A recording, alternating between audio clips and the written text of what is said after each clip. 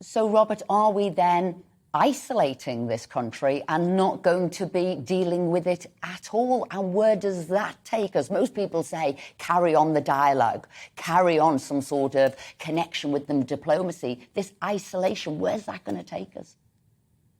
Well, our criticism or our issue is not with the Iranian people. We want to live in peace with the Iranian people. What we want to do is prevent its regime, which is a barbaric one, which means us ill, from obtaining nuclear weapons and perpetrating terrorist activities around the world that hurt our allies and hurt British citizens. And I'm afraid to do that, it's increasingly clear that we're going to have to exert greater pressure on them. We've tried to negotiate with them in recent years. That hasn't succeeded.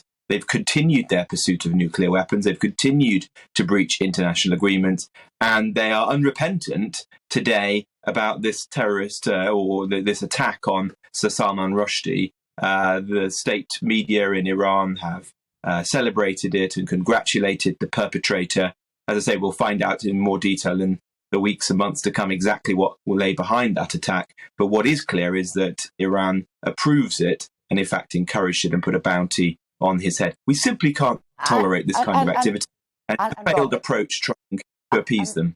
Robert, with a quick answer if you can, would the UK do this alone, or are you already joining up or aiming to join up with other countries to do this? We would be doing it with other countries. The United States has already done this, and so we would simply be following their example, and I think other countries would follow suit as well. We had a debate, you might remember, Esther, in Parliament just before recess, and it was clear that there was cross-party support for doing this. I suspect it is the will of the House of Commons here, just as there is cross-party support in the United States. So I think it's something we should get on and do, and it would put some serious pressure on Iran to stop harming our citizens and threatening our allies.